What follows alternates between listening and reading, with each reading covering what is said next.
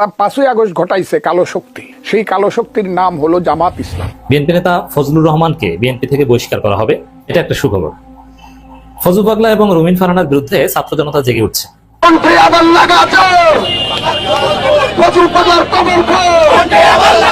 ফজলুর রহমান যদি ঢাকা বিশ্ববিদ্যালয় ক্যাম্পাস এবং তার আশেপাশের কোন এলাকায় আসে, তাহলে আমি মাইন সরকার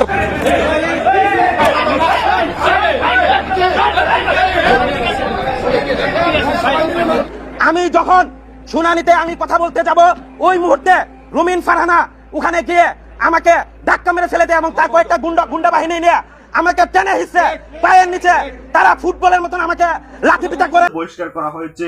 এবার রুমিন ফারহানা কঠিন ভাবে ফেসে যাচ্ছে। ইতিমধ্যে আপনারা জানেন, এবার নির্বাচন কমিশনের ভিতরে গিয়ে মারামারি সৃষ্টি করে দিয়েছে রুমিন ফারহানা। নিজেই একজনকে ধাক্কা দিয়ে ফেলে দিয়েছেন, তারপর তার লোকজন তাকে ব্যাপক পিটিয়েছে।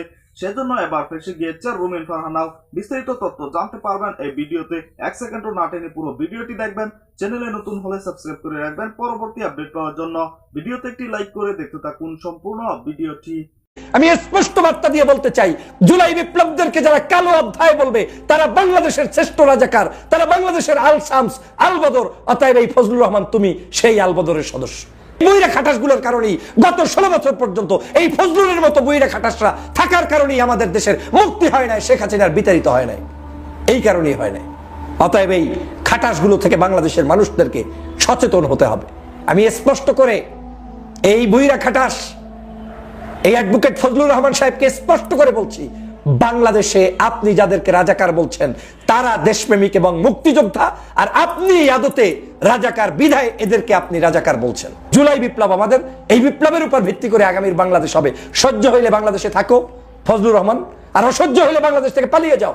শেখ হাসিনার আঁচলের মধ্যে গিয়ে লুকিয়ে থাকো ফজলুর, তোমাকে বাংলাদেশের জনগণ চায় না, তোমার বাংলাদেশে থাকার বিন্দুমাত্র অধিকার নেই।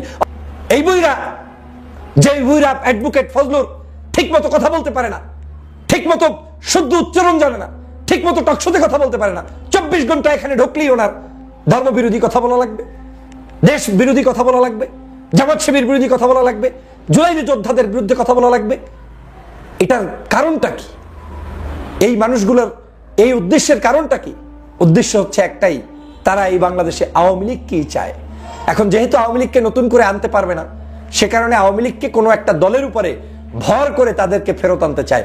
কত বড় টাউট ফজলুর রহমান, তিনি বলছেন 5ই আগস্ট সংগঠিত হয়েছে একটি কালো শক্তির কারণে, এবং সেই কালো শক্তি হচ্ছে জামাত শিবির, এবং ছাত্র জনতাকে তিনি আখ্যায়িত করছেন যে তারা মোটিভেটেড হয়ে ভুল পথে এই কালো শক্তি হিসাবে 5ই আগস্ট সংগঠিত করেছে।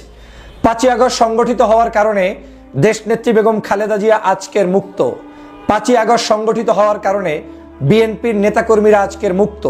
5ই আগস্ট সংগঠিত হওয়ার কারণে বাংলাদেশের জামাত ইসলাম, ইসলামী আন্দোলন সহ বাংলাদেশের সকল রাজনৈতিক দল এখন মুক্ত। এনসিপির নেতাকর্মীরা যারা বৈষম্য বিরোধী আন্দোলনের নেতা ছিলেন তারা আজকের মুক্ত। গণ অধিকার পরিষদ মুক্ত। এরপরে যারা যত জুলুম অত্যাচারের শিকার ছিলেন সেই আলেম ওলামা, পীর মাশায়েখ তারা মুক্ত। আল্লামা মামুনুর সাহেবরা মুক্ত। কিন্তু আজকের বিএনপির চেয়ারপারসনের উপদেষ্টা ফজলুর রহমান বলছেন 5ই আগস্ট সংগঠিত হয়েছে একটি কালো শক্তির কারণে, এবং এই কালো শক্তি 5ই আগস্টটাকে সংগঠিত করে ওনার একটা মহাবিপদ সংগঠিত করে দিয়ে গিয়েছে। মনে হয় যেন 5ই আগস্টটা উনি চাননি, উনি কোনো অবস্থাতেই 5ই আগস্ট চান না। কারণ ওনার যে আপন বোন শেখ হাসিনা বাংলাদেশ থেকে 5ই আগস্ট বিদায় নিয়েছে, যেটা কোনোভাবে এই ফজলুর রহমান, টাউট ফজলুর রহমান কোনোভাবে চায় না। এরা হচ্ছে রাজনীতির খয়রাতি, এরা হচ্ছে রাজনৈতিক খয়রাতি। রাজনীতিটাকে ধ্বংস করার জন্য একটি বৃহত্তর রাজনৈতিক দলে প্রবেশ করে তারপরে সেই জায়গায় বসে বসে মিথ্যাচার করছে জাতির কাছে। তাহলে 5ই আগস্ট যদি একটি কালো শক্তি করে থাকে, জামাত শিবির করে থাকে, তাহলে কালো শক্তি আর জামাত শিবির মিলে যদি শেখ হাসিনাকে তাড়িয়ে থাকে, তাহলে আপনার দলের। আসসালামু আলাইকুম রাহমাতুল্লাহ। সুপ্রিয় দর্শক মণ্ডলী, আপনাদেরকে একটা বিরাট সুখবর দিই। আমার যে সোর্স আছে, অথবা বিএনপির যে মার্কাস, বিএনপির যে কাবা, লন্ডনের সাথে আমার যতটুকু যোগাযোগ এবং বিএনপির হাইকমান্ডের সাথে যে যোগাযোগ বা যতটুকু তথ্য জানি, তাতে খুব শীঘ্রই বিএনপি নেতা ফজলুর রহমানকে বিএনপি থেকে বহিষ্কার করা হবে এবং খালেদা জিয়ার কনসেন্টের ভিত্তিতেই সেটা করা হবে। অতএব ফজলু পাগলার রাজনীতি জয় বাংলা হয়ে যাচ্ছে, এটা একটা সুখবর। ফজলু পাগলা এবং রুমিন ফারহানার বিরুদ্ধে ছাত্র জনতা জেগে উঠছে। হাসনাত আব্দুল্লাহ তো স্পষ্ট বলেছেন রুমিন ফারহানা হচ্ছে আওয়ামী লীগের বিএনপির আওয়ামী লীগ বিষয়ক সম্পাদক। আর ফজলু পাগলা যে কি সেটা বলার আর অপেক্ষা রাখে না। ফজলু পাগলাকে জুতা মারার কর্মসূচি অলরেডি এসেছে।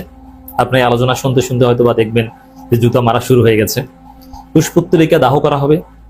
এবং আপনার লিখে রাখেন, এটাও একটা পার্ট অফ সুখবর, যে ফজলু পাগলা যদি ঠিকঠাক মতো না পালাতে পারে তাহলে রাস্তাঘাটে স্যাঁচা খাবেন, জনগণের জুতার বাড়ি খাবেন, মবের শিকার হবেন।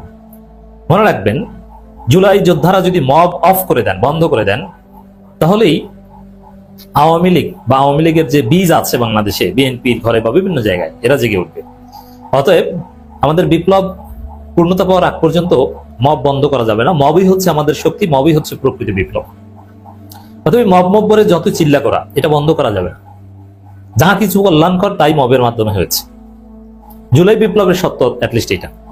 ফজলুর রহমান যদি ঢাকা বিশ্ববিদ্যালয় ক্যাম্পাস এবং তার আশেপাশের কোন এলাকায় আসে, তাহলে আমি মাহিন সরকার এবং সমন্বিত শিক্ষার্থী সংসদ মিলে তাকে প্রতিহত করা হবে। ফজলুর রহমান এবারই শুধু নয়, এর আগেও 24-এর গণ অভ্যুত্থান নিয়ে সে বিভিন্ন রকম কুরুচিপূর্ণ মন্তব্য করেছে, কিন্তু বিএনপি থেকে কোনো ব্যবস্থা নেওয়া হয়নি।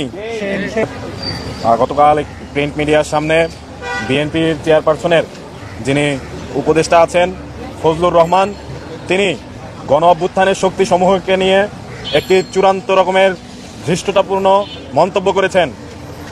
এর ফলে আমরা যারা ঢাকা বিশ্ববিদ্যালয়ের শিক্ষার্থীরা আছি এবং সারা বাংলাদেশের ছাত্র সমাজ যারা গণ অভ্যুত্থানের নেতৃত্ব দিয়েছে, রাজপথে ছিল, তারা প্রত্যেকে কষ্ট পেয়েছে। সম্মানিত দর্শক, সম্পূর্ণ ভিডিওটি দেখলেন, অবশ্যই বুঝতে পেরেছেন যে অতি শীঘ্রই দল থেকে সুপারিশ করা হচ্ছে বিএনপির নেতা ফজলুর রহমান ও রুমিন ফারহানাকে। আপনারা জানেন এনসিপি ও জুলাই যোদ্ধাদের নিয়ে ব্যাপক মন্তব্য করেছেন এই দুই নেতা। সেজন্যই এবার তাদের বিরুদ্ধে ব্যবস্থা না নিলে বিএনপির অনেক বড় ক্ষতি হয়ে যাবে।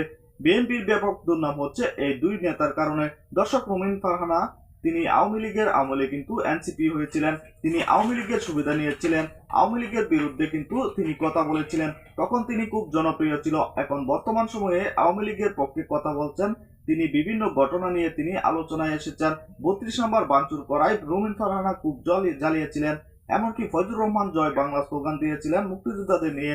দর্শক, এই ভিডিওটি আপনারা দেখতে চান, ভিডিও সম্পর্কে আপনাদের মূল্যবান মতামত কমেন্টে জানাবেন এবং পরবর্তী আপডেট ভিডিওগুলো সবার আগে পেতে চ্যানেলটিকে সাবস্ক্রাইব করে রাখুন। আসসালামু আলাইকুম।